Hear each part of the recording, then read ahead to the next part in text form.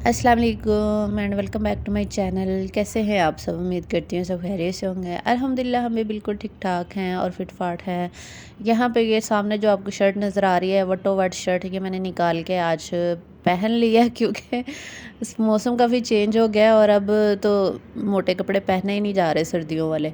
तो ये लीलन की शर्ट मैंने निकाली है और लीलन के कपड़े मैं रखती ही नहीं हूँ पेटी के अंदर। लीलन के कपड़े मैं बाहर ही अलमारी में अलहदा से रख देती हूँ जब सर्दियाँ शुरू होती हैं, क्योंकि मुझे पता होता है कि सर्दियाँ तो बस एक डेढ़ महीना रहनी है, बाद में हमने यही पहनने हैं।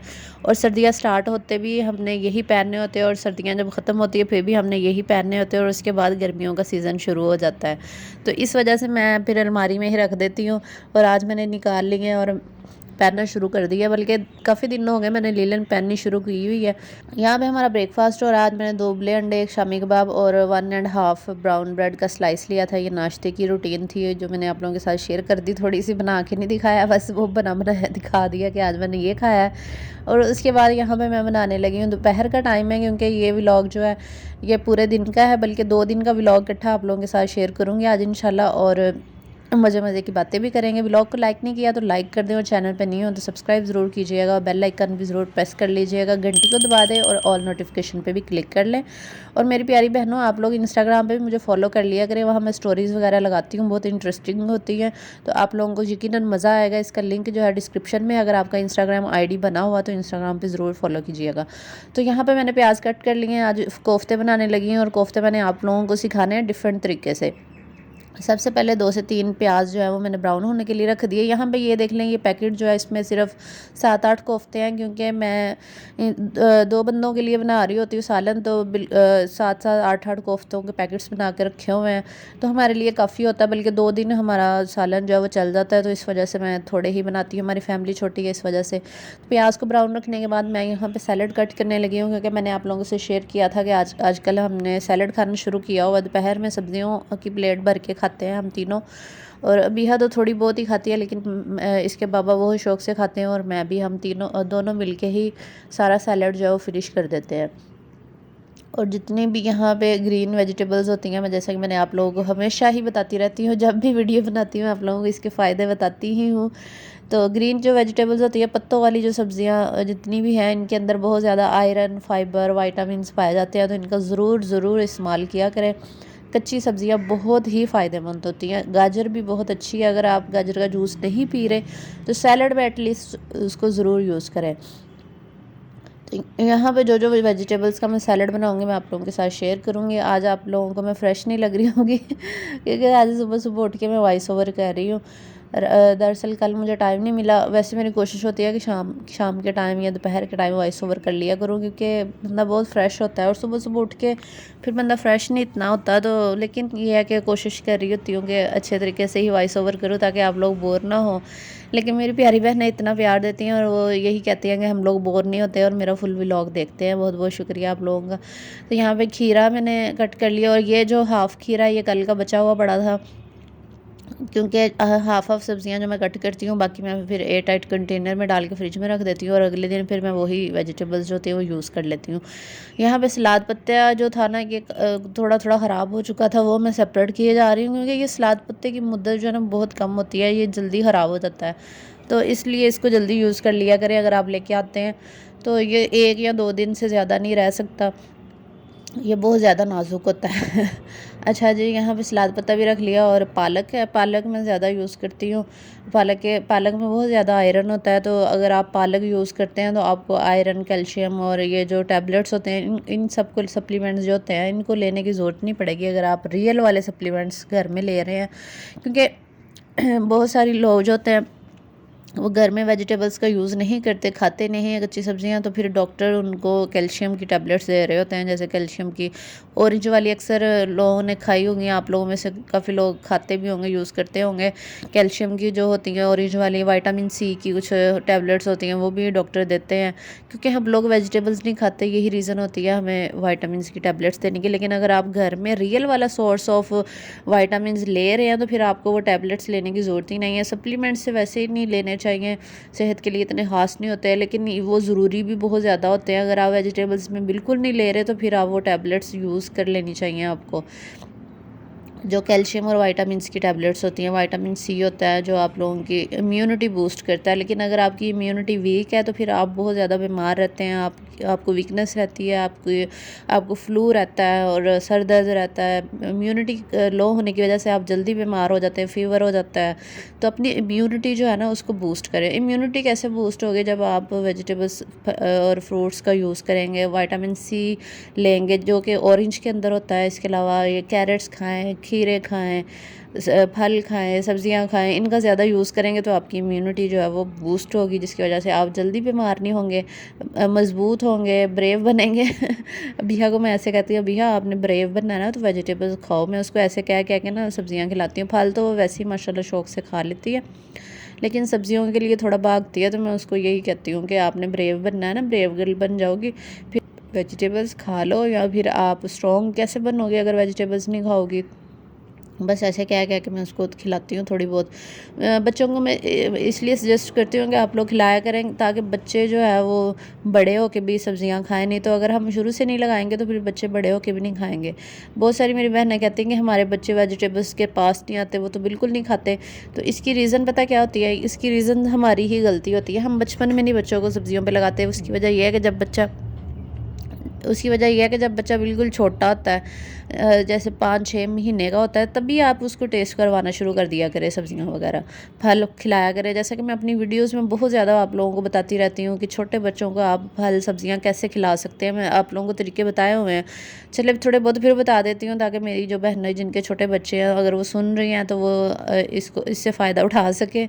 अगर आपका 5-6 महीने 7 महीने का बच्चा है ना, तो आप उसको एप्पल बॉयल करके खिलाएं। एप्पल के छिलके उतार लें और एप्पल को थोड़ा सा पानी डाल के ना बॉयल करके मैश कर लें चम्मच के साथ। पानी उतना डालना है जिसमें वो गल जाए। ऐसे 1-2 मिनट 2-3 मिनट के लिए उसको पका लें, क्योंकि बच्चा छोटा होता है ना, तो वो एप्पल अभी हम उसको खिला नहीं सकते, गले में फंस जाएगा। लेकिन आप उसको बिल्कुल मैश करके प्यूरी बना के खिलाएंगे तो बच्चा खा लेगा आराम से। पका के खिलाना है, कच्चा नहीं खिलाना, क्योंकि बच्चा छोटा है। ये सिर्फ 6-7 माह के बच्चे की मैं बात बता रही हूँ।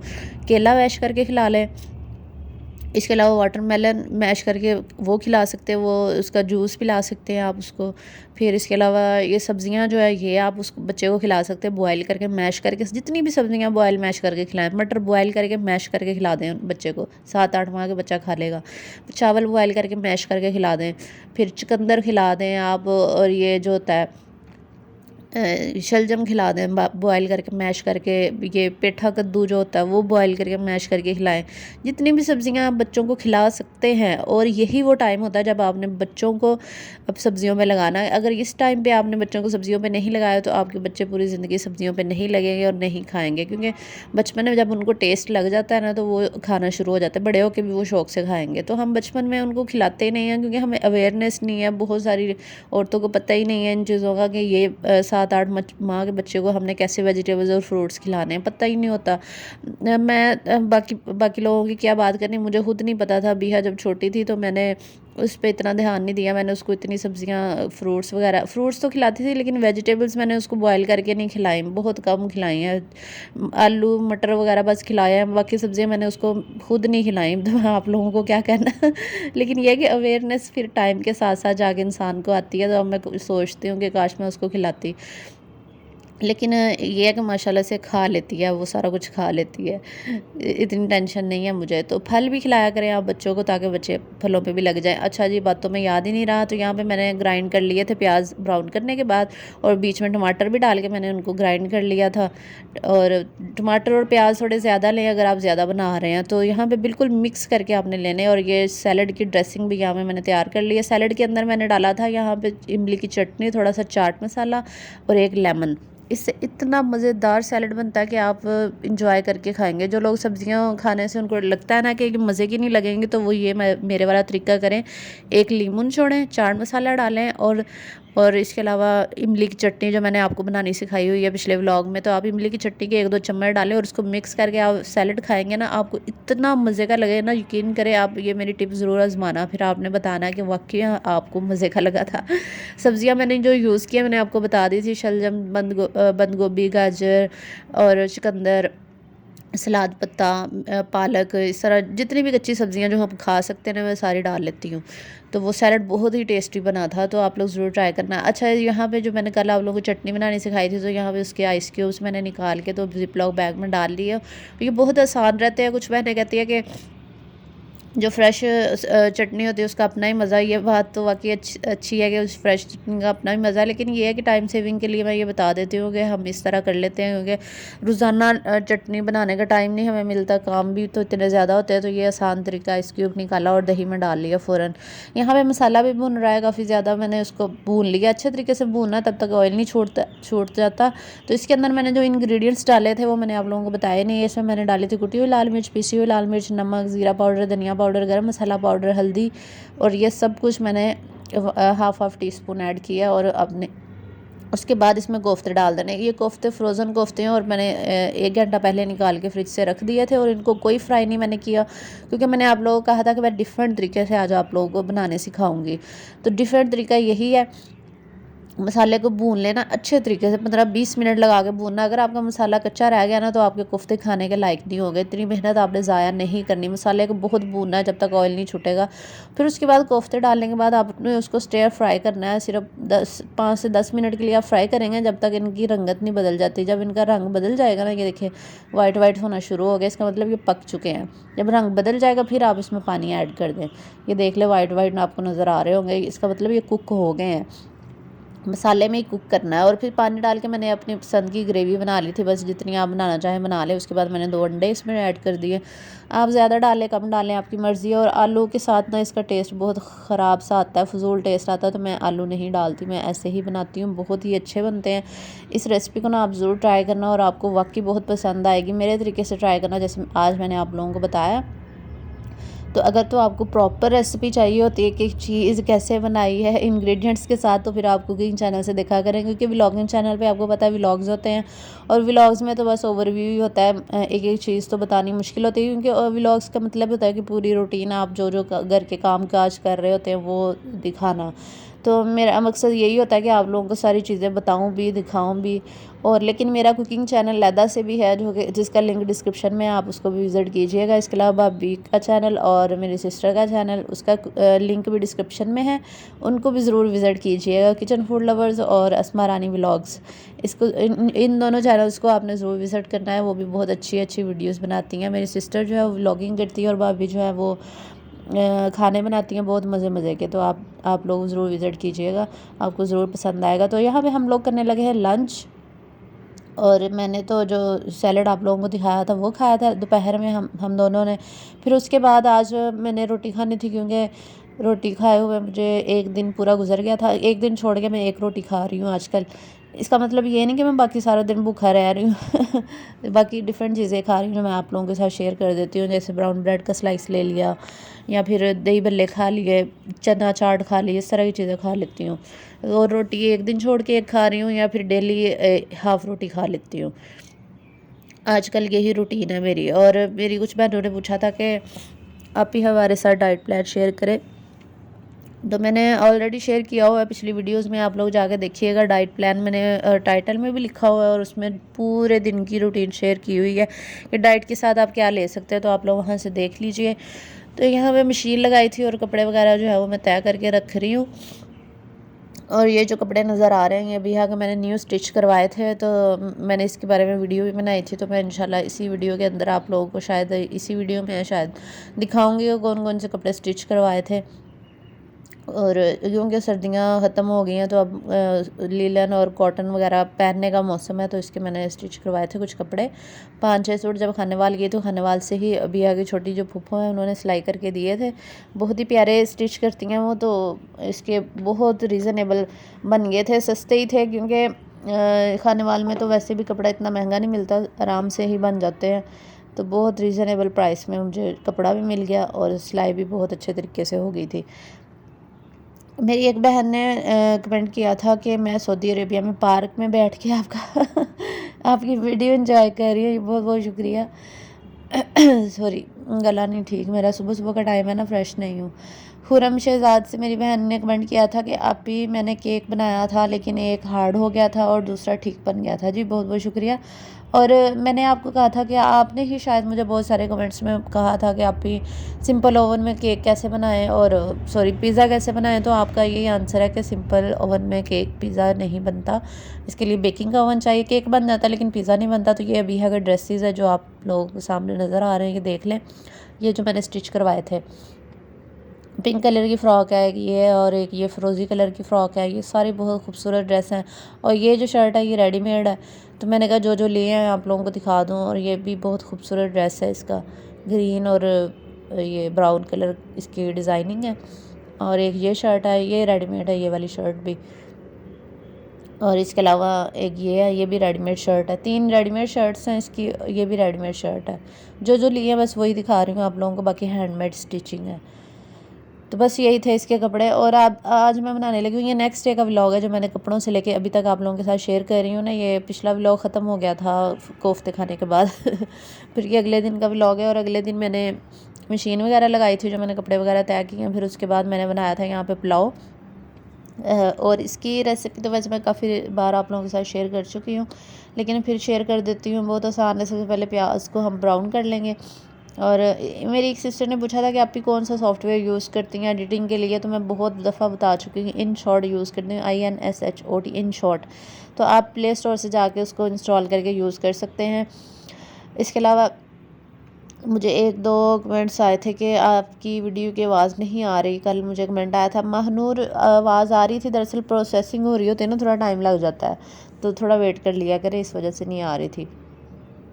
ज़ुहैब खान से मेरी एक सिस्टर ने कहा था कि मेरी बच्ची 11 साल की है, पर काफ़ी आजकल के बच्चे सब्ज़ी वगैरह कहाँ खाते हैं। वही मेरी बहन जो मैंने आप लोगों को पीछे बताया कि सब्ज़ियों पे हम बच्चों को खुद नहीं लगाते, तो इस वजह से बच्चे सब्ज़ियाँ नहीं खाते। तो अगर बच्चों को हम शुरू से लगाएं तो बच्चे ज़रूर सब्ज़ियाँ। हानिया ने पूछा था कि कौन से ऐप यूज़ करते हैं एडिटिंग के लिए। हानिया मैंने बता दिया इन शॉर्ट। तो मेरी बहन, आप बच्चों को ऐसा करें कि आप फ्राइड राइस में सब्ज़ियाँ बना के खिला सकते हैं, बच्चे खा लेते हैं। या फिर आप सब्ज़ियों वाला सैंडविच बना दिया करें चिकन डाल के। और या फिर सब्ज़ियों वाले कटलेट भी होते हैं, जैसे कि आलू मैश करके ना, बाकी सब्ज़ियाँ भी आपने बॉयल करके मैश कर लेनी है। जैसे गाजर को बॉयल करके मैश कर लेना है। फिर आप बेशक उसको मैश ना करें, बॉयल कर लें, मटर बॉयल कर लें और आलू बॉयल कर लें। फिर उनको मिक्स करके आप एक उसमें बंद गोभी, फिर इसके अलावा आप उसमें डाल सकते हैं अपनी पसंद की कोई भी सब्ज़ी डाल लें। और फिर उसको अच्छी तरह मिक्स करके सारे मसाले, नमक मिर्च वगैरह डाल के टिक्की बना लें, जैसे आलू की टिक्की नहीं होती, इस तरह की टिक्की बना लें। अगर आपने बच्चे को सब्ज़ी देनी है, टिक्कियाँ बना लें आलू की, फिर उसको अंडा लगा के फ्राई करके सैंडविच बना के आप बच्चे को दे सकते हैं। या फिर आप ऐसा करेंगे, पराठा रोल बना दें, पराठा बना के उसके अंदर चिकन लगा के, चिकन को आपने फ्राई कर लेना है मसाले डाल के, और उसके अंदर सब्ज़ियाँ डाल के रोल करके वो बच्चे को दे सकते हैं। ये भी आइडिया है। तो यहाँ पे प्याज ब्राउन होने के बाद मैंने इसमें चिकन ऐड कर दिया था, फिर इसको फ्राई कर लिया थोड़ा सा। और फ्राई करने के बाद मैंने इसमें 2 टुकड़ियाँ जो लहसुन अदरक का पेस्ट फ्रीज करके रखा था वो भी डाल दी थी। अब साथ में ये मैं डाल रही हूँ मसाले, दही थोड़ा सा डाला है, टमाटर है, हरी मिर्चें हैं, थोड़ी सी कुटी हुई लाल मिर्च, पिसी हुई लाल मिर्च और नमक थोड़ा सा डाला है। तो आप अपनी मर्ज़ी के इसमें मसाले डाल दें। मैं लाइट सा ही बनाती हूँ पुलाव, तो थोड़ा सा ही बनाना था आज, क्योंकि अबिया के बाबा के लिए ही बनाती हूँ। और अबिया थोड़ा बहुत खाती है, इतने शौक़ से नहीं खाती वो चिकन वाली चीज़, उसको चिकन इतना पसंद नहीं है। और साथ में ये मैंने गरम मसाला धो के डालती हूँ, क्योंकि गरम मसाले के अंदर थोड़ी सी मिट्टी वगैरह होती है, तो इस वजह से धो के डाल देना चाहिए।